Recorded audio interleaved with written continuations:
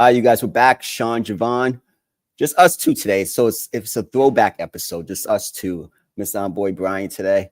But we're here. Javon, what's good, man? No, when you gotta take that car to the shop, and you don't play no games with that. So Hey, go ahead, listen, take the morning off. life happens, man. I've been there. It's the worst, yo. One thing you don't play about your food and your car. Absolutely. If you gotta come up off of money, you come up off of it. Absolutely. Especially like the day and age, especially he lives in the South. You need a car. You got to move around. If I had no car down here, it would be crazy. Yeah, he lives in the suburbs of Charlotte. So you want to get around, you're going to need some vehicular transportation. Absolutely, man. Absolutely. So what we got going on first? I think we're going out west, Sean. All right, so let me start. So the Denver Broncos beat both Super Bowl teams. They beat the Eagles this year. They beat in the Chiefs. Is Sean Payton's boys the team to beat in the NFL or especially the AFC? I think out of all these teams with these good records that we're trying to crown, the Broncos are the one that stand out to me the most. You know me, having my college background. It's not just your record, but it's the strength of your record too. It is who you've played and how you've beaten them. I think them and Indy are the two where I'm impressed with who you've beaten and how you've beaten them. And I go to the NFC, I look at Philly and I may not like how you're winning, but you're winning. And then I look at a team like New England and I say they haven't played anyone. They are taking advantage of a terrible schedule. And I hope they don't make the same mistake that Washington did, which was believing they're that good and not making any additions in the offseason. And now they stink again, right? So I don't think Denver has that problem. I think that defense is legit. Sean Payton figures out a way to run the football. J.K. Dobbins is done for the year. I'm a Ravens fan, so that's nothing new to me. So now R.J. Harvey, come right on in and do your thing. They'll be fine in that aspect. Bo Nix rises to the occasion in the big games. He's got some Flacco in him where he'll show up for the big game and then he might piss you off against the team you're just supposed to beat. Mm-hmm. But Denver has still walked away with the win in those games. So when you have all that going for yourself and you have beaten last year's AFC champion and last year's Super Bowl champion, and they weren't fluky wins, and I think most of us believe they're going to sweep Kansas City. We'll see what the Chiefs look like in a few weeks before I give my answer on that. But yeah, I think they're legit. I think they're a team you have to look out for. The only thing with them in Indy is just they haven't been there before. Yeah. So when the playoffs come, you're going to hear my tone switch a little bit to a I'm not afraid of them type of tone. But in terms of the rest of this regular season and those two earning the top two seeds, I don't know why they can't. I think we know though these two teams in Buffalo are going to be the top three seeds. Just Baltimore and Pittsburgh are just going to have some muddy stuff, and they're going to beat up on each other. But you think Buffalo wins the division over New England? Oh yeah, you're right. Yeah, because New England's schedule is so cupcake. I just got done saying it. Yeah, it's probably going to be New England. So, I mean, you got to think about this. The reward for winning the AFC North is going to be hosting Buffalo. Ooh. Which, I'll be honest, I think the Ravens might need that. They might need Buffalo to come to their place and be their first playoff game. If you can get that monkey off your back, you should be fine. What if I said, since this winning streak started, their whole thing is going to be confidence. They got to do something to trick themselves into believing this year. So they need either Buffalo at home in the wild card or I can't think of anything else. I can't. Or Indy in the divisional round. Indy or Denver in the division. They need one of them. So we'll see. So I would say this. I'm starting to think the AFC, first of all, I never expected New England, Denver, and Indianapolis to be the top 3 seeds in the conference, right? It's giving me a little, oh man, I hate to say this. Utah Jazz, Atlanta. Donovan Mitchell, Rudy Gobert, Yeah. Joe Ingles, Jazz. I was talking to my boy, well, it's like my dad, like earlier this week, and I was like, on Sunday, actually, Sunday night football, we were sitting, I was like, listen, I still will put my trust in Patrick Mahomes, Lamar Jackson, or Josh Allen to go into any of those 3 places and beat those guys in a playoff game. And so, and that sounds crazy because those are the 3 best teams in the AFC, but they haven't been there. So I know what Mahomes and them have gotten the Brady treatment. I can't count them out. And so they're going to make the postseason. I think they'll get into the postseason. The league needs them to get in the postseason. Buffalo's going to get in, and the Ravens are going to win the division. So what's going to be crazy is the Ravens are probably going to have home field advantage if they face Buffalo or Kansas City this year as the 4 seed. That's crazy to even think about it. But I wouldn't be afraid, even though I know how tough it is to play in New England, but it's not Tom Brady, right? It's not Bill Belichick. It's still a different regime. So I'm going to be honest.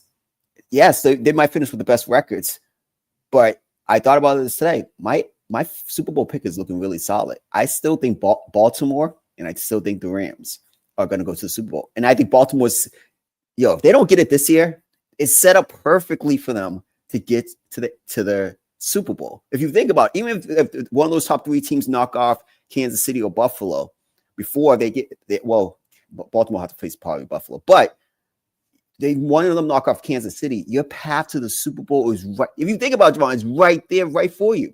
And you should win out. I think they might lose one more game. So they could probably move up to the 3rd seed. Because one of these teams. And my question right there is, like, if they lose one more game, it's going to be because they split with Pittsburgh. I don't see any other loss on that schedule. Like, I really don't think the only other potential loss to me is Green Bay, and it's got nothing to do with Green Bay's offense. It's if Micah Parsons winds up bullying the right side of Baltimore's O-line. That's it. Yeah, I think it's.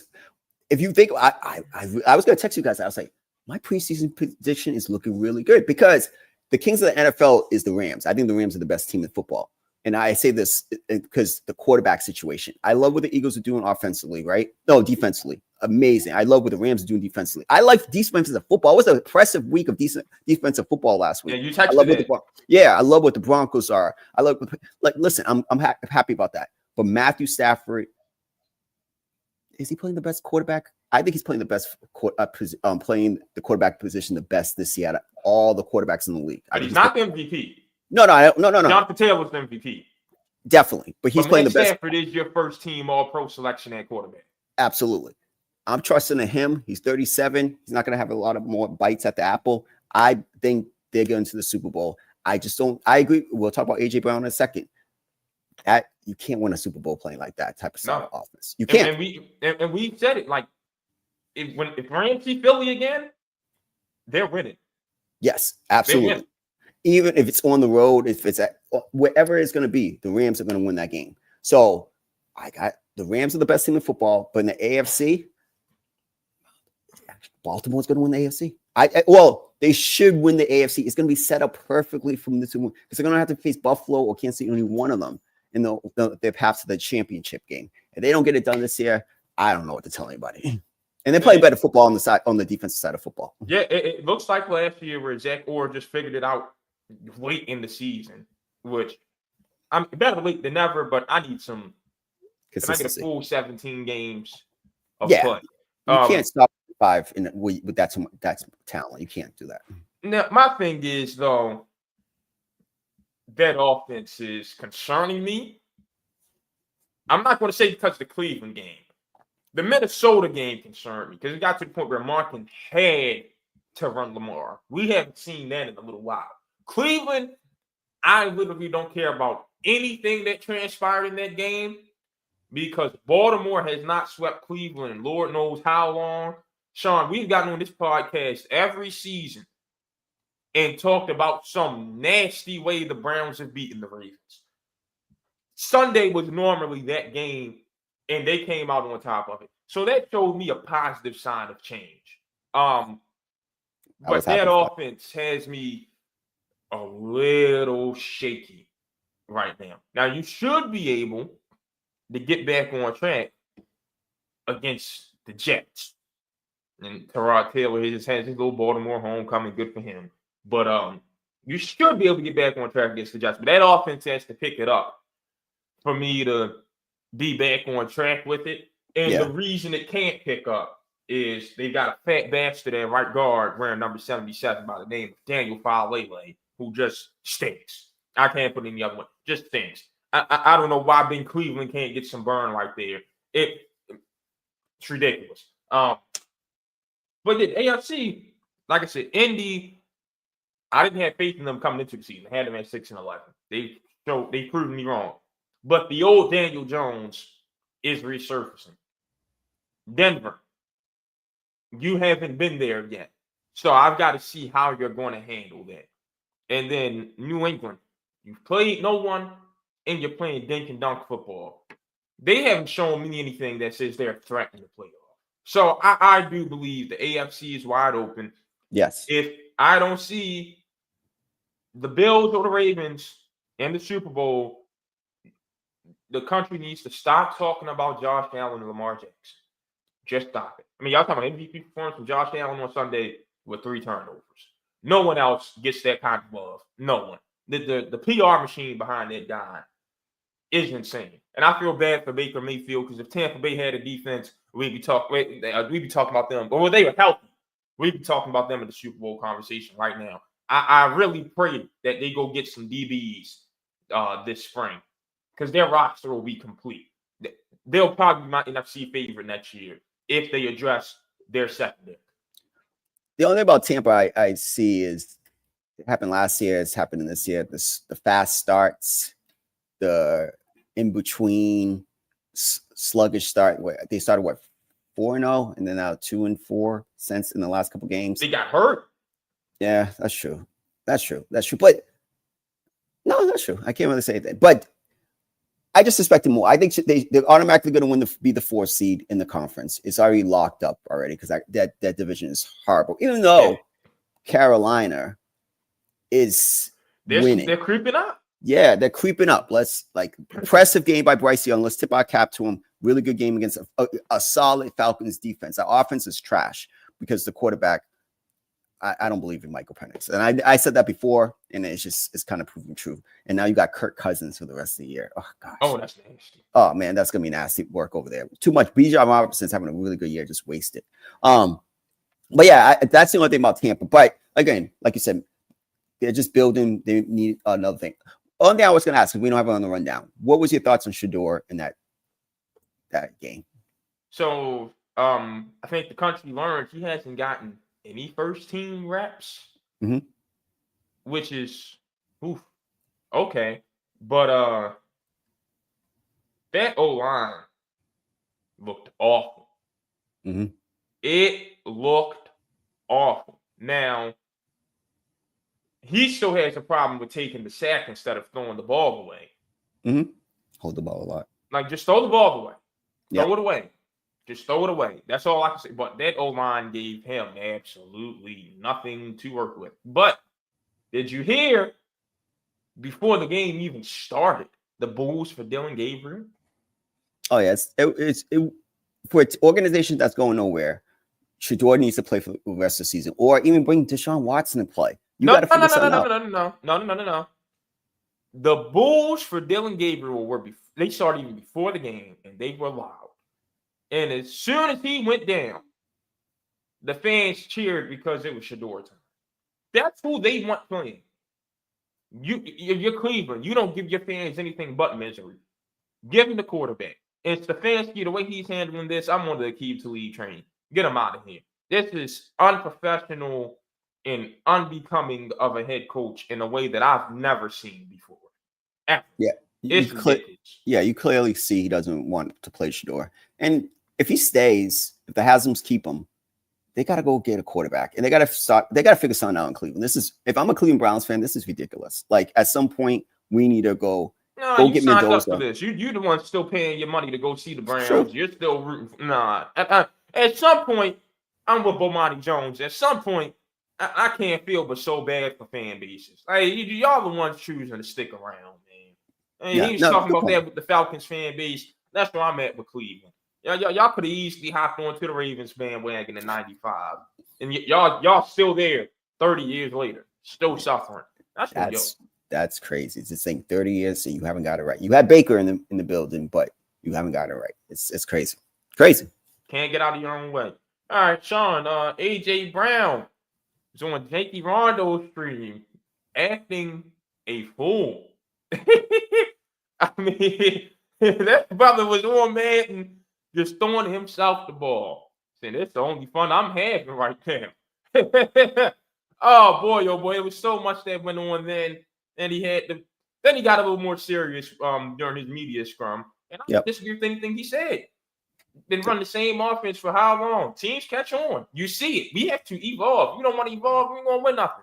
Like that dude actually wants to win, and it just so happens that getting him the ball is going to be what helps you do that.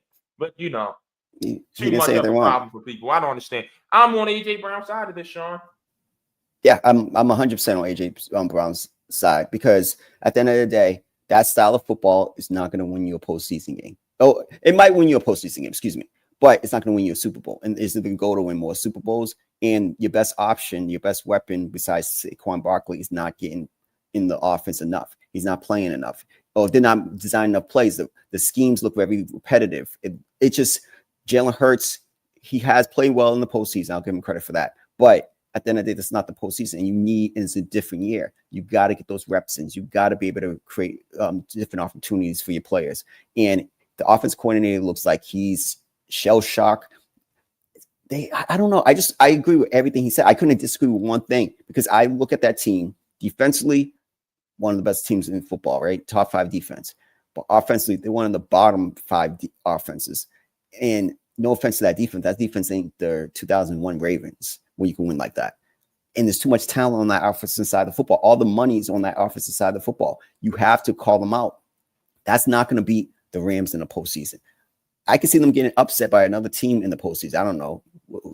But I just don't think it's Super Bowl worthy. Even if they get to the Super Bowl, I can see a team beating them because I just don't think you have to make enough offensive plays to win a football game unless you have that Seattle Seahawks defense, those Ravens defenses. It's not that type of NFL. They're a really good defense, but I just don't see it happening that way in this postseason. So AJ Brown, I tip my cap for you. And I don't mind him going on streaming or doing posts or whatever. He's basically trying to say, yo, it ain't working. I hope he's saying in the meetings, but if that's not working, hey, I'm gonna air it out in public. Phil Jackson was the king of that. And you know what killed me about Sunday? That fake ass Jalen Hurts. I really don't understand why he. Hold on, I'll be back. And it's only in Philly. And I wish you were here to hear this, but I'll go ahead and say it. That fake ass Jalen Hurts just pretended like he wanted to get in the ball Sunday. Like, hey, you know what? AJ's got no chance to get this, but I've got nowhere else to go with the ball. So you know what? I'ma just heave it to him. Although I'm probably about to just chuck it out of bounds and act like I want to get him the ball. It is we were talking about AJ Brown as the best receiver in football 2 short seasons ago. And now this is what he's dealing with. A quarterback that's smelling himself and thinks he doesn't need to feed his number 1 guy. And thinks he's just some great quarterback, and he's not. It's ridiculous. I can't stand it. Get AJ Brown out of it. They can't hire an offense coordinator to say they're like, yeah, they got a quarterback who think he's daggone Joe Cool and doesn't need AJ. And Sunday tried to just feed him scraps like that. I'm just act like I tried to get you the ball and just throw it to you in throwaway situations when I know you can't make a play on it. It's ridiculous. I don't like what he's surrounded by whatsoever. Hey, no, Devontae Smith is his boy. That's his Alabama boy. Let him have him. Get me out of here. I think the problem with is these Eagle fans, these Philadelphia fans. I know he won a Super Bowl, but they put Hurts like he's He didn't win a Super Bowl. The Eagles won a Super Bowl. The Eagles won the Super Bowl, but That's they put him like he's a top 5 guy. So he gets and he's smooth with the words and the look and all sorts of stuff. What he says makes no sense, by the way. But okay. But they eat it all up and they say and they're just like, oh, it's like he can't do no wrong. He's not a top. He can't do no wrong. I gotta be real. He's not a top 15 quarterback in the NFL. No, we already went through this. We rattled off a long list on this podcast. He's not a top 15 quarterback. So at some point, where's the responsibility? I understand he won 1 Super Bowl, but they have the talent to win multiple Super Bowls there. And where's the improvement from the quarterback position? I don't see it. Again, he's had really good Super Bowls. I agree with that. But it's coming very Eli Manning-ish. And Eli was a better regular season quarterback than he was. So at some point, we got to put some pressure on Jalen Hurts. And Sirianni, too. Isn't he an offensive guru? Isn't that what they brought him over there for? I know he doesn't want to call plays. Play calling? At some point, it's not. I ain't about to hear the guru stuff for him. No. We gotta start giving credit for Kellen Moore, what he brought over to that team. They gotta figure something out because it's not. They're winning games, but in spite of the offense, that's why they're winning. Is their defense has been special, and they got bailed out Sunday. They did my boy Rocky Ya-Sin so wrong, bro. Oh, that was bad. How you do him like that on the field? He played his college ball. Hey, Rock, that's wrong, bro. The only thing I would say, though, I think sometimes when you watch a game, some teams don't deserve to win. The Lions were getting their asses whooped. Oh, Jared Goff was down his leg. Oh, he was horrible. Even like the Rams game with the Seahawks. Sam Darnold, they deserve to miss that field. Sam Darnold was horrible. That's what I'm saying. Like that defense is special too. Like in Seattle, but you don't deserve to win. 4 interceptions. Jared Goff was horrible on Sunday night, so I wasn't too mad because I thought, you didn't deserve to win that game. You were horrible. You were trash, Jared Goff. So that's just my thing. Like the just gets justice. That's how I always feel about this. I ain't mad at that, but I look at AJ Brown. Hey, listen, Buffalo's done with Keon Coleman. I'm prepared for Buffalo to go get their second Stephon Diggs and go get Antonio AJ Brown. Well, no, because they got Diggs out of there for personality reasons, I guess. So I guess they're going to deal with that and somebody that Josh Allen has to hear from because he's got the keys to the city and every bedroom door and they're going Buffalo if he wants. So I guess not. No, that's not going to work. Keon Coleman, I was supposed to be the guy, but and Steve Smith tried to warn them about Keon Coleman. So, yeah. They're the ones who gave Xavier Worthy to the Chiefs. They did this to themselves.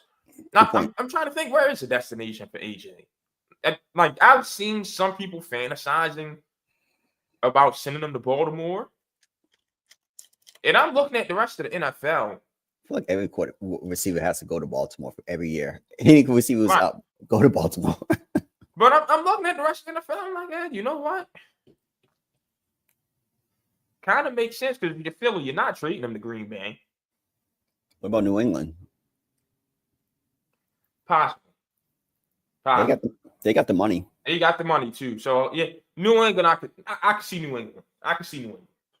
They're one player away. New England. I think New England's a year ahead of schedule. Same with Denver. I think Denver's a year ahead of schedule. That's why I'm not too familiar. I'm gonna say a year ahead on Denver because I had them 11-6 this year, and I've been saying they're a quarterback away for a few years now. So I wouldn't say they're a year ahead. They made the playoffs last season. They were 7th seed. But the way Bo Nix is playing right now, that Super Bowl level quarterbacking, no, that's my thing. A year away. That's why. He needs that. I think they're a year away, but I don't think they're a year ahead of schedule either. 9-2 though. You expected that this year? Yeah. Did I have a 9-2 start? I thought maybe a better 11-6, 10-7, first round a playoff game. They played in the playoffs last year, right? Oh no, I had them having this hot start. Oh, okay. So I had them 8-3 at this point instead of 9-2. So okay, that's a your point. Okay, nice. I can't disagree with that. I had them. I thought they were ahead of. When I mean ahead of schedule too, is I don't mean to be comparing these three teams to the Utah Jazz, but that's all I can remember in my mind. I never thought Utah was going to go to the finals, even though they had the best record that year. So when I look at those three teams, there's been surprises before. I don't see those three teams going to the Super Bowl. I just don't. I don't see the Colts, the Broncos, or the Patriots this year going to the Super Bowl. I just don't. I hear you. Actually, on the third CFP rankings Let me pull mine. were released last night. Anything that you are dying to start with? Because I know there's one I'm starting to think of. All right, so the top 5, no complaints for me. I'm looking right now. I gotta say this one thing. I do have to say this. What has Notre Dame done? That's where I'm at. Okay. That's exactly what I'm thinking. What has Notre Dame done? USC. Yes. Okay. But y'all are going to get up there yesterday. The committee I'm talking about here. And act like Miami's not even in the same tier as Notre Dame. They beat them. This is that Notre Dame privilege I talk about. Absolutely. They have had a very similar schedule. I'd argue Miami's schedule has been more difficult than Notre Dame's. And Miami beat the Irish. Yeah, I can't disagree. That's bias. I'm not understanding the explanations. Like, if you want to tell me the eye test is a little different, I'll listen to it. Because I'm not going to say that like I've got Miami over Notre Dame in my AP poll yet. But, like, again, I'll be honest with you and tell you the eye test tells me Notre Dame's about one step ahead of Miami right now. I promise you, Sean, all Miami has to do is win out, and they'll go over Notre Dame on my back. They win in Blacksburg this weekend and beat Pitt at the end of the season. I'll say, all right, they figured themselves out. Time to put them over Notre Dame. I've got them as low as I had got them out of punishment for earlier this season and last season's collapse. I'm just waiting on Miami to show me they've changed. That's it. But the committee's reasoning of they're just in two different tiers right now. How? They had the exact same season, but Miami's played a bit tougher schedule, and they got the head-to-head. Yeah. And I don't care what their scoreboard said. They dominated Notre Dame. Notre Dame played catch-up at the end of that game. They dominated Notre Dame for 3 quarters. So I'm not buying it. That is my biggest gripe right now. Outside of that, like, I got some small stuff. I just don't. They seem like just want to get Big Ten and SEC teams in there. That's the only explanation for Tennessee, Illinois, and Missouri being in. Tennessee's had a chance to beat good teams 3 times already. There are only 3 good teams they have a chance to beat, and they haven't beaten them. Illinois' beaten no one. Missouri's done the same thing as Tennessee. Like, why are they in? Give Navy the vote. Give James Madison the vote.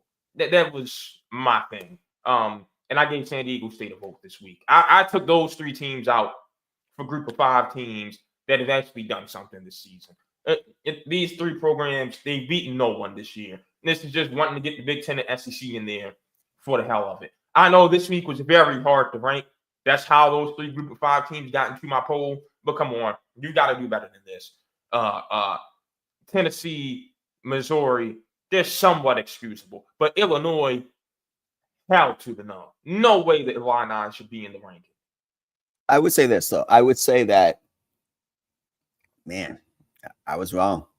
Texas, if they didn't, I know they're in it because they're in the SEC, but if they got knocked out of it, because it's not how you lose, but in these big games, no, it's not how if you lose, but also how you lose. And in these big games, they've gotten embarrassed. Yeah. And Georgia, Ohio State, they got embarrassed. That's not a top 25 team to me.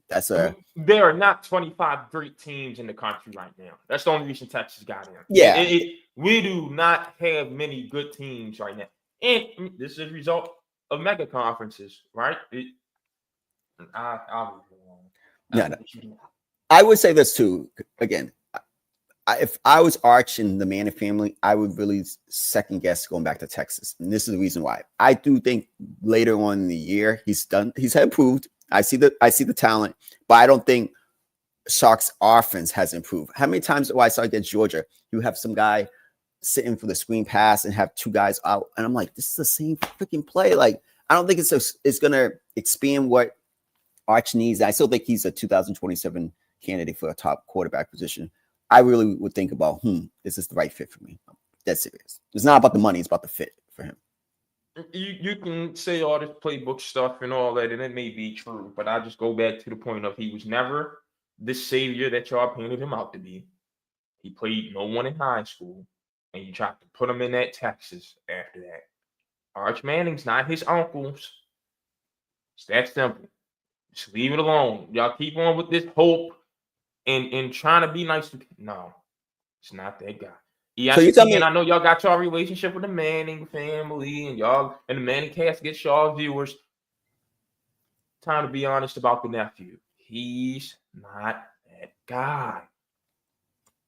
I think another school in 2 more years, if he decides to do his whole eligibility, I wouldn't be mad because he still has what? He's a redshirt sophomore, so he has 2 more years after this. If he uses them all those years, I think he'll be ready. But I see the talent. I just don't. He needs some more season. Yeah, after this year, what am I going to say? But I do think we need to put something on Sark and the team he assembled in the offensive line. And they were a soft team this year. Very soft. Very, very soft. Very, very soft. And I think in some of those big games, they get out the physicality is not there for them. Yeah, I think it starts from the head coach. That's just what it is. I can agree to disagree on that one. I can concede to that. Okay. All right. Something happened last night, Sean. All right. So LeBron is back. LeBron James came back for the Lakers. There was a question about fit. They dominated actually, Utah's they did not dominate. I thought, well, actually, the score wasn't. Yeah, it wasn't dominated. But you gave up 126 points to the Jazz. You didn't dominate. Yo, whoa. Let's say this real quick. I got to say this. And we talk about this all the time, so I'm not going to say this anymore. How bad the defense is in the NBA, and we do the NBA notes. And I looked up the Washington Wizards have given up. Oh boy, we can't talk about the Wizards. Oh, please no. How Brian Keefe still has a job. Ted Leon just doesn't give a damn about winning. Oh man, 130.6 times already this year. That is Harlem Globetrotters basketball. That's ridiculous. So the NBA is up in scoring. I love what Steve Kerr said. That's why all these calf strains. It's too fast of a game. And that sounds crazy to say, but the way they're playing is just you're going to get people hurt. They got to figure that out. But what's your thoughts on the Lakers? I just had to say that. I got to still get the Wizards out of my mind. I'm sorry. I feel, when Charles Barkley talked about how bad a team, when he used to talk about Phoenix, when he used to talk about how bad Phoenix was, and they ain't using nachos at Capital One Arena. They using Lay's chips and slices of American cheese, man. And it must be really cheap to go to a game there. Boy. Oh man. I mean, the cheap seats is a penny. It's oh boy. Ooh. They're giving up the New Orleans prices. I went to a game against the New Orleans Pelicans and the Celtics, and it's like mid-row. That thing was like $40. Crazy. Parking was free. Washington should have a team. New Orleans, get them out of there. Get them out of there. They don't deserve a team. They use dog food for the chili cheese fries. No point of having a team there. It ain't it. But no, the Lakers. I'm shocked by them right now because this team actually has some guys who can shoot. Austin Reeves, Rui Hachimura, Jake LaRavia don't connect, but JJ Redick won't play him because that's a white boy that actually needs to dribble while he was a guy that needs to catch and shoot. So, he ain't going to, but he loves Austin Reeves for some reason. I don't get it. Marcus Smart, they got guys who can shoot, but they stink at shooting. Luka's their 3-point percentage leader. That's an issue. Luka at 36% leading your team is bad. And 36% is a good year for Luka because of how many threes he chucks up and the way he chucks. But keep talking about fit, and LeBron needs to fit in with the team. I agree with that somewhat. I'm hearing You know, he needs to be the Super Saiyan Draymond. My boy David Dennis at ESPN said that. I hear that, but at the same time, all that ball handling Austin Reeves has been doing, let LeBron take that over. Austin Reeves doesn't need the ball in his hands. I keep telling y'all every year, this kid ain't who y'all think he is. And every time they play a good game, all I have to say is they turn on your TV tonight and watch what I tell them. And what happened last Wednesday against OKC? That game was over after the first quarter. Austin Reeves couldn't go left, couldn't dribble. Like I've been telling y'all for 4 years now, he ain't good. He's never going to do anything against a good team. He's never going to be that guy. Whoever pays him this offseason is going to be some idiots. All of it. All of it. So LeBron can take over his ball handling duties and all this, but at the same time, none of it's going to matter because they're not a championship contender. They don't have a big man to guard Jokic. They don't have the ball handlers to deal with OKC. I don't know why we always want to go talk about the Lakers this and the Lakers that. I'm with Charles Barkley on this one. They ain't a contender. You're not supposed to talk about the Lakers if they're not a contender. So just leave them alone. So LeBron's back. Whoop-de-doo. Last year in LA. Yes, the roster next year does not need to feature LeBron James. It does not need to feature Austin Reeves. It does not need to feature DeAndre Ayton. It might be time to just tear it down and build it all up again. Build it around Luka. And guess what? Luka needs to be at the 2 guard, not at the 1, and go from there. So, okay. So, I see what you're saying. I do agree if Luka played the 2, I'll start backwards and then go for it. I do think if he played the 2, it would be much better for his career because that style of play. My only concern is Luka's top 5 talent is his style of play is very reckless, and I don't know if it's consistent enough. I still see him going to the post more. If he could add that to his game, cool. I might change my mind. But his style of play, especially chunking up all those 3-pointers, is concerning to me. So that's 1. 2. He went 2 for 10 last night. Yeah, he'll get 30-something points because he gets the usage, but it's very James Harden-like. And even James Harden was a better 3-point shooter than him, to be honest with you. But yeah, Luka had 37 last night. He went 2 for 10 from 3. Yeah, see, 10 assists, 8 turnovers. That's what I'm saying. Like I know I understand. I'm not Nico Harrison. I would never have made that move still, but I still don't blame Nico. Let me tell you why. Go ahead. The floor is yours, man. I already explained it. Woo. The way it hasn't worked out, like I think they fired him too early. You didn't give him a chance to see what this team looks like when Kyrie gets back. That's my issue. Didn't give him a chance to see what it looks like when Kyrie gets back. D-Lo, Lord, I saw a possession from him the other day. Goodness gracious. Where that dude dribbled the ball for 21 seconds and then tried to give Najee Marshall the ball for a grenade 3. I can't. He's horrible. You didn't give them a chance to see what they look like when Kyrie comes back.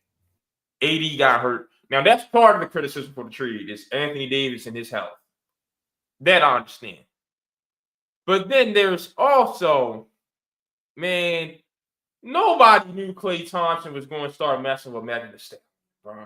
Like, I don't like how Pat Bev sucker ass and white chocolate sucker asses went about the conversation. But it was a conversation. Man, that brother's so happy. We talk about it on this podcast. That man don't care about basketball right now. Y'all know what he got going on. Like, come on, man. Like, yeah. He's 1 foot in and 1 foot out. There ain't gonna be too many people locked in his shoes. That's all I'm saying. So I would have let him see this season out. That's all I'm saying. Because again, you know how I don't think you're gonna win a championship with Luka Doncic. So I'm not mad at it. I just don't like like we said, we don't like the lack of assets that he got in return.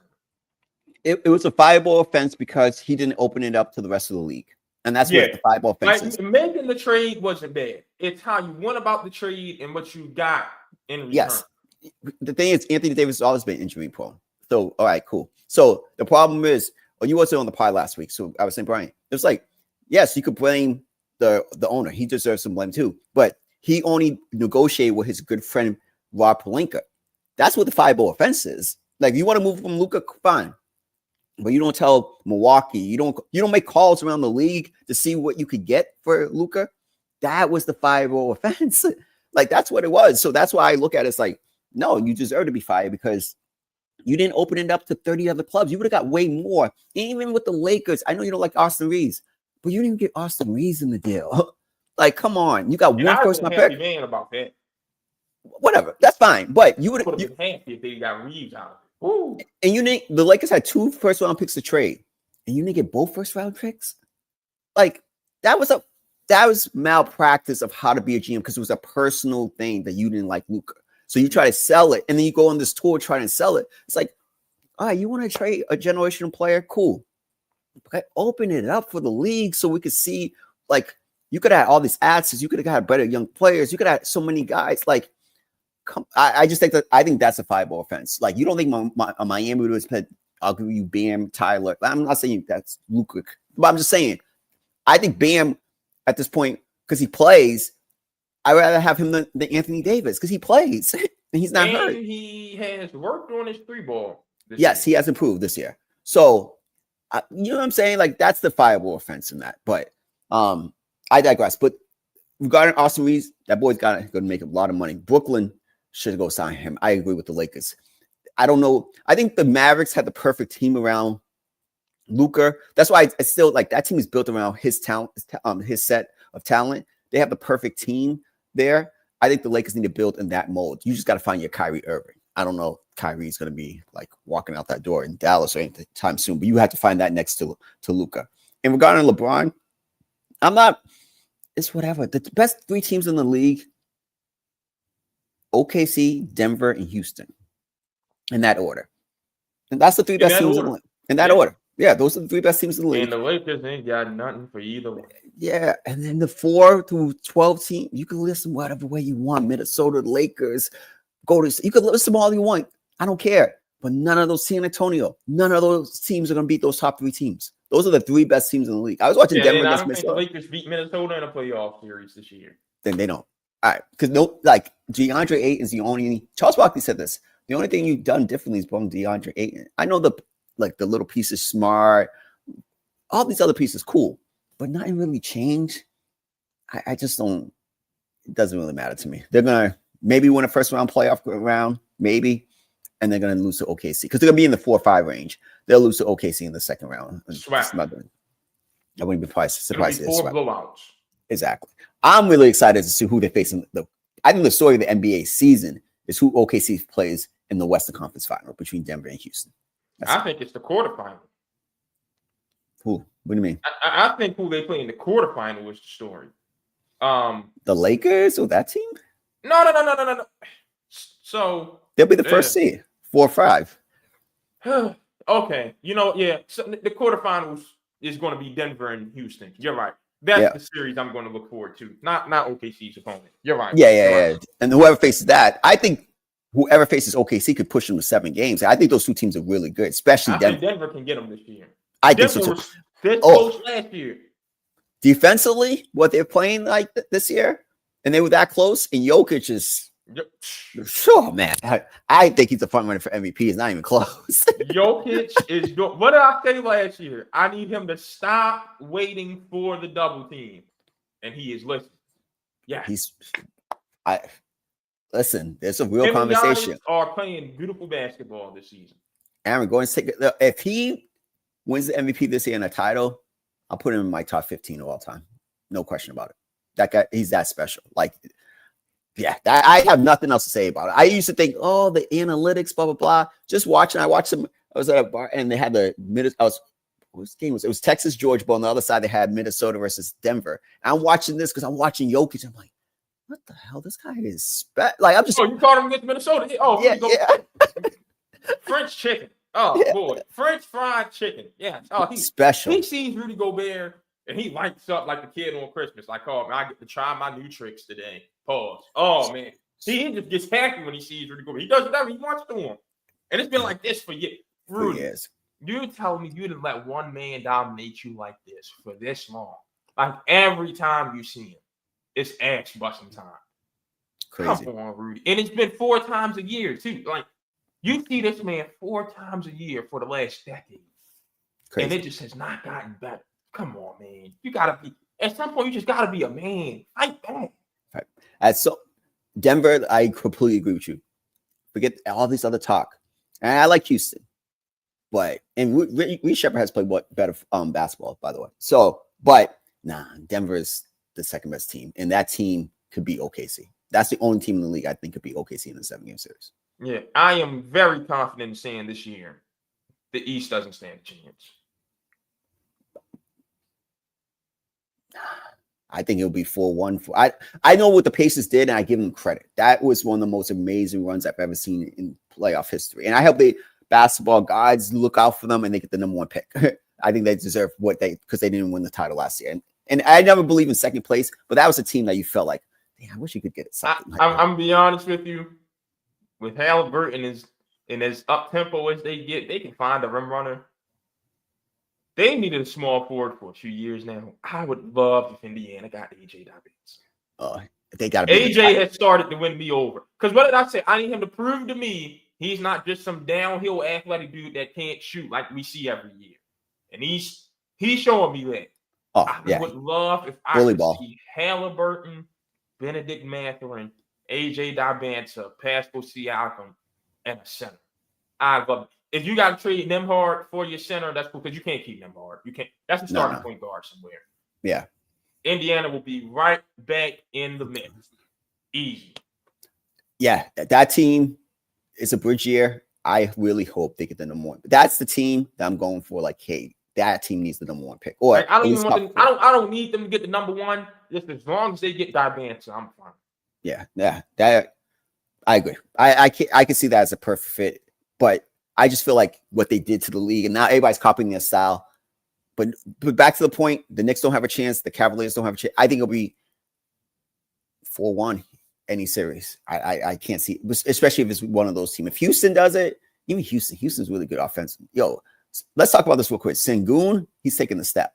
Yeah. He's taking a step. Some of these guys, Jalen Duren is taking a step. Taking a step. That Detroit team, I actually would not mind seeing Detroit because they remind me a little bit, not like the speed of the Pacers, but Cade. The team ball aspect, and they all rally around their leader. Yeah. Cade, he's one. I said that when coming out, and he took him a few years, but he's one of them.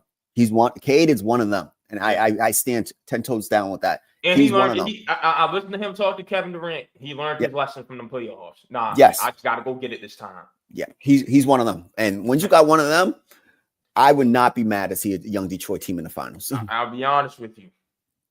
I love the Detroit were the team that got Nembhard next season. They're one piece away. They're one ball handler next to Cade Cunningham, and you ready to go. Yeah, they're one piece away. But I think the East is so trash that I think they can make an early run and make the finals. I really do. Cleveland's disappointing me. No. And the Knicks they're already at 10, 11 wins. They're disappointing. And the Knicks, you'll never get me to buy into a Mike Brown team as a championship contender. I don't believe in them. That's it. We talked about Dabansa and we're going to touch on Champions Classic real quick from last night. Yeah. Disappointed that I didn't see Peterson play. I can't lie. He reminds me of Kansas is no longer the cream of crop at the Big 12. It's been 3-4 years now. I'm done making the excuses for them. Bill Self, something has changed. I think I'm be honest with you, the money caught up. That Adidas money doesn't give him that advantage anymore. Everybody's got the money now. Everybody's caught up with it. He's gonna have to learn. Bill Self is entering Dabo Swinney territory. Ooh. Damn. I have nothing. I can't even disagree with that. That's a great comparison. But yeah, Duke is. I gotta put it. Duke is really good. What I said before the season started, I like them in Florida. They're really good. I think I like Duke period.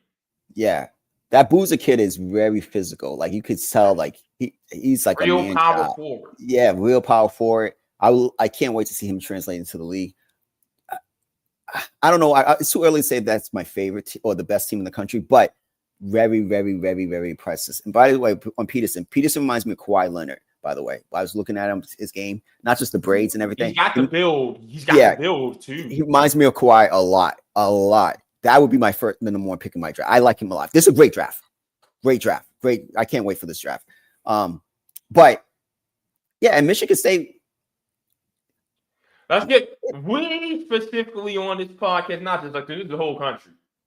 But we've got to give Tom Izzo his flowers because I remember a few short years ago, there were talks of, hey, Michigan State can't compete in the Champions Classic anymore. Remember that? It was over, yeah. And these last 2 years, Tom Izzo said, hold on. Watch out. Let me remind y'all, I still got it. Yeah. Cohen Carr, that kid's got a 41.5-inch vertical. Yeah. They got some top talent. of the back. Boy, I like the Spartans. I really do. Kansas ain't the same. And Kentucky, where's the? Yeah. Y'all spent all this money to be playing like this. I mean, because Louisville, that game did not look. I don't care what the scoreboard says. That Louisville game was not close last week. No, it wasn't. And Michael Brown, that's another one we got to talk about. Love that kid. That kid is nice. He was better than Diabanza on the USA U18 or U19 squad, whatever it was. Love how he's playing. Pat Kelsey's a great coach for him.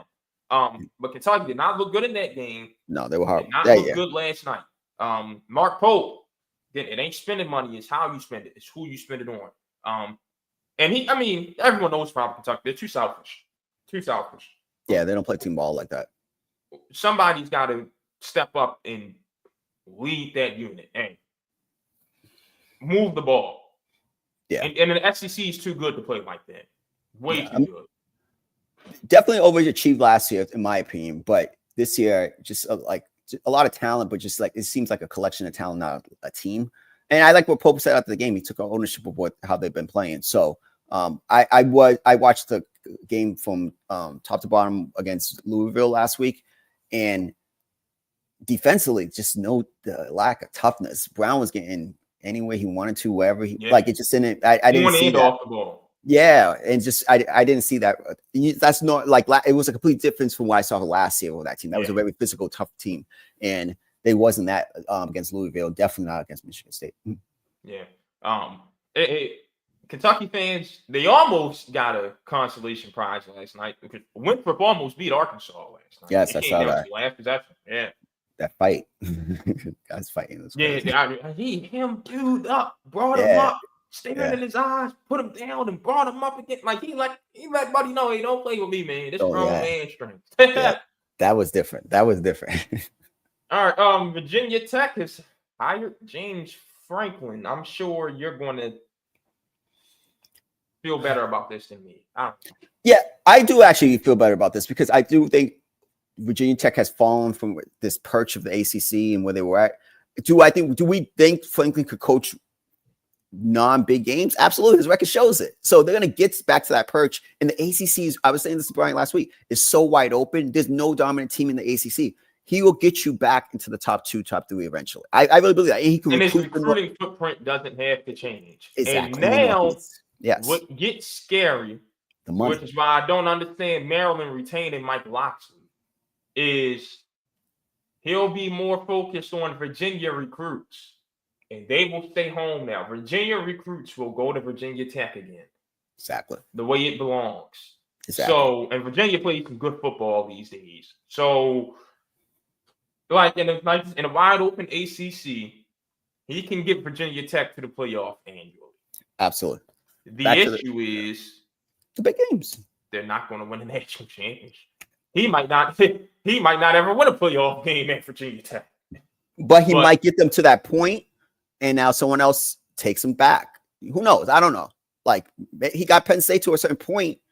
Maybe someone else, even though he's really good at recruiting. We got to give him credit for that. Yeah. Like all those guys, like the guys who have not flipped yet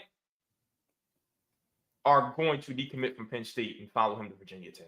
Yeah, he's going to do a good job there. I don't think there's any question. I heard Saban say, I think it's a great hire. I can't lie, but I know they're not going to win his level of football. Yeah, he's not going to win a national championship. So I don't put those expectations on him. But in the ACC, consistent playoff, some place they haven't been in years since the Beamer Ball days, man, it's a win. I can't lie. Because I'm done with his son. I'm out. Yeah. I'm out.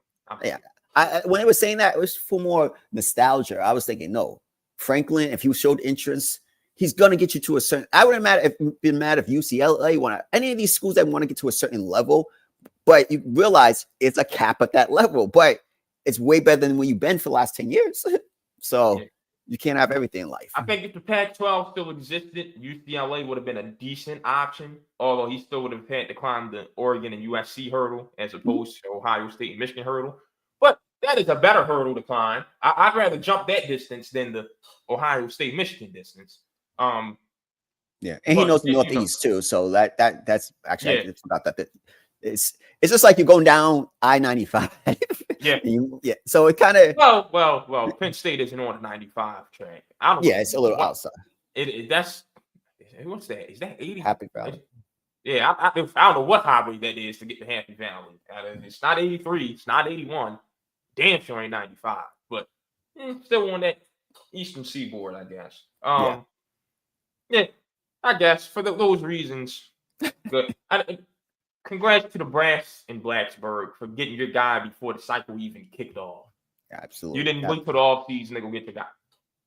And they're going to spend money. They're going to invest about $33 million to $40 million a year in the program. He's going to do a good job. We know that. We just know in 5 years, we're going to have the same conversation in 10 years. Yeah, he's going to be there for the next 5 to 10 years. I think they need stability there. And he could recruit that area, man. That's all that matters. If you're him, you want to repair your reputation from Penn State, finish your career at 10. Yeah, why not? Until college football regulates itself, because I really don't think these mega conferences are going to last. 10, 15, 20 years from now, things are going to start going back to the way they used to be. But I don't know if he makes it to that point. Just stay at 10. Yeah. Just be the ACC power. Or compete with Miami. Florida State's got to show they can get back to themselves, and Clemson has to show they can get back to contention. And the conference is much easier than than the SEC or Big Ten. It's set up for you to do really well and make the playoff every year, and maybe one year make a run like you did with Penn State, and that's it. It's a win. I can't lie, it's a win, and a win for Penn State. They don't have to pay them all that money anymore. Yeah, they're happy about it. That's a win. Retweet the announcement talking about some congratulations. You get the Coach Franklin. Pat, why? Just leave it. Just leave it, Pat. Little petty. I don't know. What's next, Sean? All right, so the Egg Bowl ultimatum. So you Lane Kiffin, actually, I was gonna text you that he was on the what was he on? Pat McAfee, and they basically brought up, hey, they were saying, hey, we need to know Ole Miss needs to know by this game. Are you gonna stay? Blah blah blah. He perfectly dodged that question. Where's Lane going? What do you think? He's leaving. He's definitely leaving. I was gonna. He's definitely leaving. He's gone. He's leaving. He's going to fail, and I'm going to laugh at it. LSU or Florida? He is the James Franklin of the South. I've been told Florida's got $14 million a year on the table for him. Mm-hmm. That's what I've been told. I haven't heard anything about LSU. I just don't think LSU should do it. Go and get John Sumrall. I want college football. I want the college football world to save LSU from itself and send him to Florida. And it like just jumping sides the Magnolia Bowl like that would just be so wrong. I think he takes Florida. I really do. And they will be where Ole Miss is and never win the big game. Like, they're never going to beat Georgia. They'll go back and forth with Tennessee. If you care about that rivalry, sure. That's it. Like, I don't get it. And he's, for me, with him, like, you done built Ole Miss to be better than Auburn and Florida and LSU. Yeah. Stay there. These programs become what they are because someone built them into being that. You built Ole Miss into being better than them. Just stay there. I would say is the money that much different? If it is, okay, I'll shut up. But, yeah. Ole Miss is dropping the ball in this aspect. Give them match the deal if they could do it. If they can't do it, don't do it. You can't go bankrupt over a coach, right? But give him $14 million and see where his heart lies. Clearly, when I was watching the show, I'm like, yeah, this guy's gone. He's going to. I would take the Florida job over LSU because of the governor and the pressure of LSU. And I won't have that pressure in the swamp. You're gonna have pressure eventually, but we know he's gonna get them into the CFP and into the conversation. He's built programs. I'm not worried about Lane Kiffin in that aspect, but I'd go to Florida. I just think that's where I would go. Louisiana's cool, but it's not like recruiting in Florida or Texas or California. So yeah, I'm taking the Florida job. I'm taking the $14 million and I'm out. If Ole Miss can't match the deal, but Ole Miss is coming with like 10 million, 8 million. I've proven I can build it in the SEC. I'm going to just go do it in Gainesville. That's exactly what is going to happen. Again, I just hope he can win a big game. I get it. That is, I can't put it any other way than that. Let's see what he does. He has a team that will meet the CFP. Let's see what they do. And I think that's where it lies with them. Yeah, because they probably will host a home game. Maybe it's possible. Yeah, it's possible. So we'll see. All right, what do we have next? Oh yeah, Justin Fields has been benched again. I think it's time that we finally realize he's a backup quarterback in the NFL. I saw a stat. The Bears and him, and when he was on the Bears and now the Jets, the two lowest yards per game, passing yards per game, and the only common denominator was he's as a quarterback. I never liked the kid. I could call my boy Javon out when he was talking about trade the number one pick and get pieces around him and not get Caleb. Some people are just backup quarterbacks. I really got much enough to out. He's a backup quarterback, Javon. He's a backup quarterback, and maybe not even that because you have to tailor offensive running and stuff. But people make good money being backups. That's Justin Fields' plight in the NFL. I still stand by what I said that year. Wow. Because I'm not going to be the hindsight guy, and that was just my philosophy. See what you can do with the resources that you dedicated around Caleb Williams, because Caleb Williams has not been world-shattering to me. He's just been a better thrower of the football than Justin Fields, which is important at the quarterback position. Very important. I'd argue. Qualification. Probably the most important thing. But,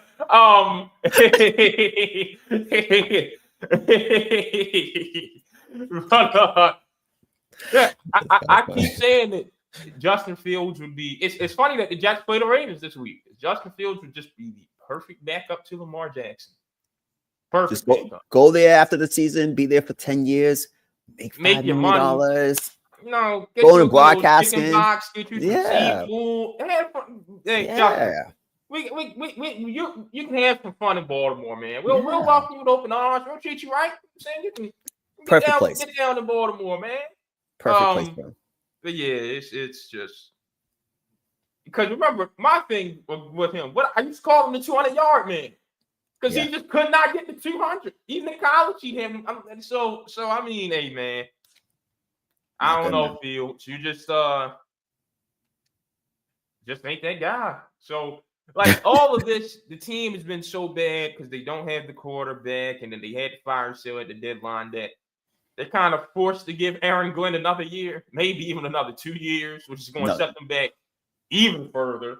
But man, Justin, I don't know. My old high school point guard, my boy Baby J, big Ohio State guy, loved him from Justin Fields, and I kept telling him, hey, no.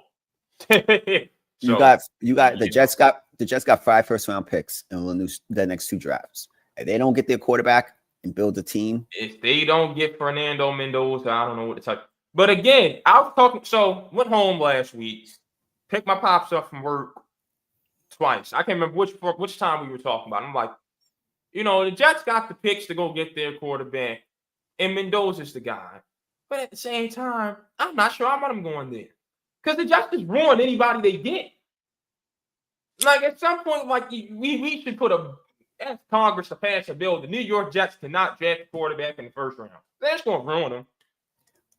Darnold's been better since he left. Don't sleep on this. Don't sleep on the Saints and the Browns taking him.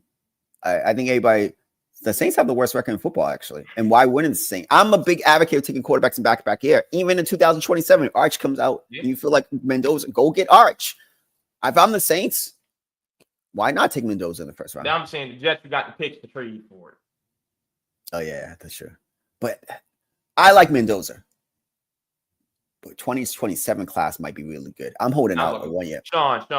I know. Ban those types of sentences from this podcast, bro. I'm so sick of because it's never the truth. It just is never the truth. I agree. That's why I actually even the NBA draft coming in. I had to see the first couple games and be like, all right. Then I was like, that's why I texted you. This draft's gonna be nice because I seen games. Yeah, then I seen games. So let me just chill out. But I don't think you got all those. What are you looking forward to? Is it Trinidad Chambliss? Is it Lenore Sellers, who I keep telling y'all ain't that guy? Sellers better not go back to South Carolina, by the way. No, like who do you think? Look, Dante Moore. What do we say? Who hasn't played anybody? I think the other year for Arch, Dante Moore, Sellers going to a better situation. I think a lot of these guys done, isn't he? Oh, Nussmeier is coming out in this draft. Right, he'll probably be a first round pick, late first round. He very disappointing this year, but the whole LSU program's been disappointing. I would say this. If my theory worked correct, draft a quarterback in the first round this year, draft a quarterback in the first round next year. You have 5 picks. The other 3 first round picks you could go fill up. And next year, isn't Ryan Williams coming out? Isn't Jeremiah Smith coming out? We got people saying Ryan Williams ain't even the top 3 receiver in Alabama right now. He's not playing good. He's definitely taking a step back this year. But I'm just saying, a lot of guys coming out try to go get John Mateer might be ready by next year. John Mateer.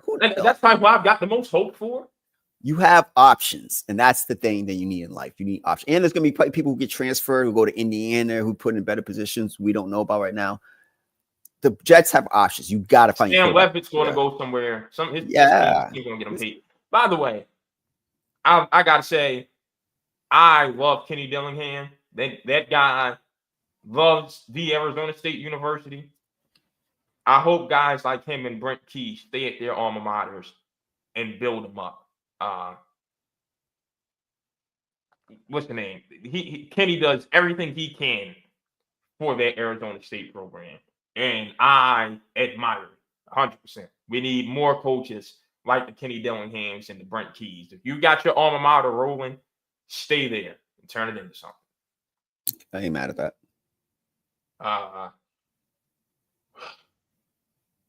Aaron Judge, MVP, beat out Cal Raleigh. And I'm sure the resident Yankees fan is going to defend it. Yeah, I thought it was a great move. I thought the right move because Raleigh had 240, man. Come on. We give him MVP. The batting average was way better. Yeah, come on. Judge almost 100 points. The best player in the American League. And he missed 3 weeks. But my thing was that Cal Raleigh was the most valuable. Behind the plate and at the plate, the Mariners are nothing without him. If I had a vote, Aaron Judge absolutely would have been the Hank Aaron Award winner. Cal Raleigh would have been my most valuable player. That's just me. I think that 60 home runs is special. Doing it everyday catcher. As an everyday catcher. Good defensive catcher. And he was really good defensively. But I'm just not giving an MVP to someone who bats 240. And I know that's going to be like, you sound like an old head, whatever. No, you cannot bat. We care about batting average on this. Yeah, we care about it. I don't care if he hits 73 home runs. You cannot bat 240 and win the MVP, man. Like, that's a non-discussion for me. That's not even, you can never convince me on that. I think we devalue batting average in this day and age. So we're going to be like, oh, you hit all these home runs, blah, blah, blah. No, you need to be at least 270 for me to consider you for MVP. Like 240? Come on, man. That's ridiculous. That's not even a conversation. That's 100 points less than what Aaron Judge did. Aaron Judge missed 3 weeks of baseball. Come on, that doesn't make sense to me. We got to have some value. We got to have some standards. I guess. 240, Javon. 240. Yeah, I know. Because I hear you, but Nah. I'm not. That's a non-negotiable for me. I can't lie. I hate that I can't argue against the batting average thing because I get on here complaining about batting average every week. We have guys with a batting average at 307. Come on, no. Look, let's make batting average great. Like, yeah, let's go back to caring about making contact with the baseball and putting it in play. Exactly. Instead of striking out and flying out every time you get to the plate. Exactly. Yeah, I can't advocate for that. All right, ready for? Can't call it the big finish because that's PTI's thing, but our version of it. Quick hitters. Quick hitters. All right. Maryland is keeping Mike Locksley. Bad move. He's had the resources. He has some talent that's been recruited at Maryland. Great area to recruit. I think that's a great job. Great area to be in. I would have moved on. I think the concern is you lose that freshman class, which is probably the best in the country. If he leaves, they say they're going to put more money into the program. Hey, you should have put more money into keeping your AD from getting poached by SMU. Maybe you still have Kevin Willard there and your basketball program wouldn't be. Well, and you know what? I couldn't put too much emphasis on Georgetown loss because then they went and whooped on Marquette, who we have a lot of respect for on this show. So we'll see. Who knows? But Texas A&M, they missed Buzz Williams tremendously. Absolutely. But we'll see what more money does. Who else got that thing? Luke Fickell was getting the same thing at Wisconsin. That one, I don't know if I agree with. But then again, Wisconsin doesn't spend much, so we'll see what these guys can do with some money. Who knows? We already talked about the Ravens. Staying in Baltimore, Tank Davis' replacement for the Jake Paul fight. Anthony Joshua. All my respect for that guy. Gone. Money. Money talks. Wait, real quick. What happened to Tank? Why did Tank? I knew it was canceled, but did Tank punching on somebody? Just punching on a girl again. I'm done with Tank. All right, done with Tank. Tank is he could be Floyd at this point. I'm talking about box office, but he gets in his own way too much. It's just I'm done with Tank. Hey, they seen Floyd and Pacquiao. If they get that done for Netflix, it won't be an exhibition. It'll be a real fight. If it gets sanctioned, the count on their record, I will be intrigued because he's kind of back in the active flow. No, good. He might be ready to hand Floyd that first loss. I don't know. Manny's 50-something, Floyd's 50-something. Like 40 something. All right, I'm good. I'm not even, that's my response to that. That's called a money grab, man. You know that. Yeah, that's called a money grab. What was that move? What was the rematch or the grudge match with De Niro and Stallone back in like 2015?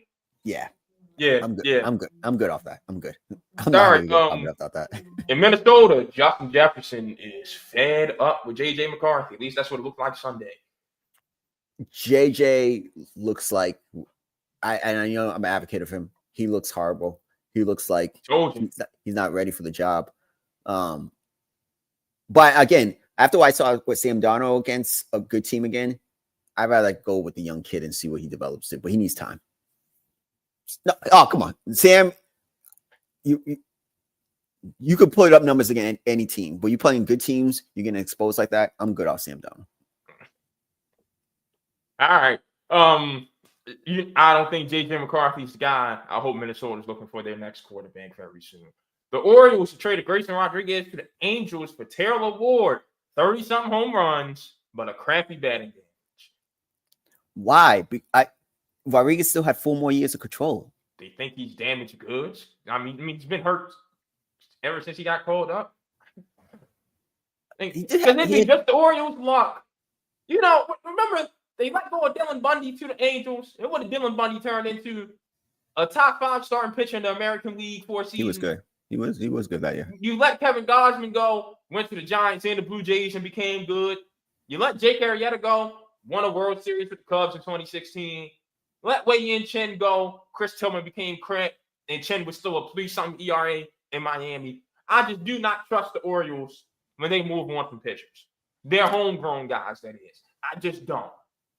So for a team that needs pitching, that means they must be going all in and getting 2 or 3 starters. And Rubenstein, whatever his name is, he's spending this offseason. That's why I thought when I saw it, the move, because I'm like, all right, they need a right outfield bat with power. Even though, again, the average, I looked at the average. I'm like, what is this? But whatever. 232. Like what?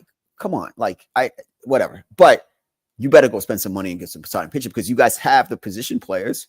Now you got to go get the pitching. So I'm very curious to see how this works out in Baltimore and if they're going to actually spend some money. We shall see. That normally never goes good in Baltimore. What you betting on this weekend? I didn't get to look, so that's all you. I'll tell you this. I haven't betted in a while. Everybody's getting caught up on these scandals. I'm not leaving my money in the hands of these people, but I will give you all something to think about. In the NFL, I've got Seattle covering the 2 touchdowns against Tennessee, 13.5 in Nashville. I got Detroit 10.5 against the Giants, Jacksonville money line in Arizona, and I think that Philly and Dallas game goes over 48.5.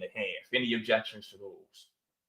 48.5 is a lot of points for it's 25-24. I think Dallas does that. When's the last time the Phillies scored over 18 points, 17 points in the game? It's the Cowboys defense.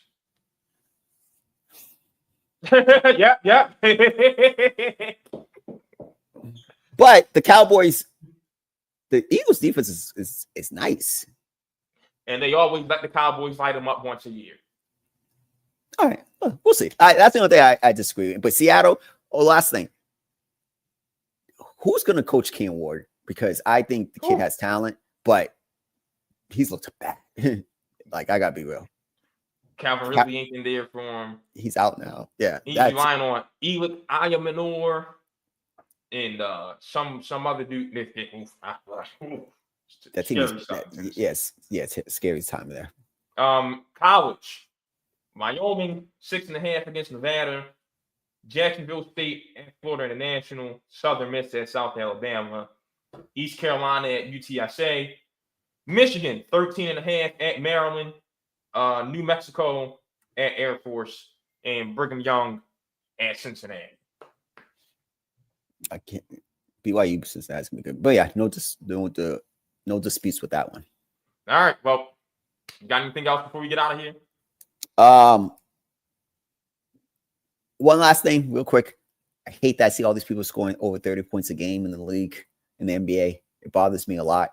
Second thing, because 30 points used to be the holy grail number with Michael Jordan and stuff.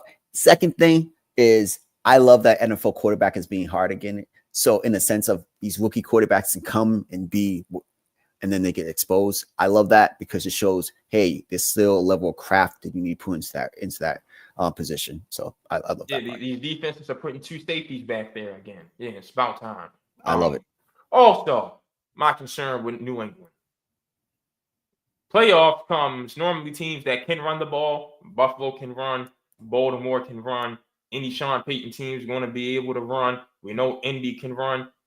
New England stays in nickel about 70% of the time. I hope they have a linebacker that can come in and stop the run. I really do, because they can't stay out there with five defensive backs against these playoff teams. That's another concern of mine. Yeah, that's a huge concern. I'll be surprised. I wouldn't be surprised if they lose in the first round. I can't lie. I wouldn't be surprised, but I do like what they're building back in New England. Absolutely. All right, that's it. We out of here. Yeah.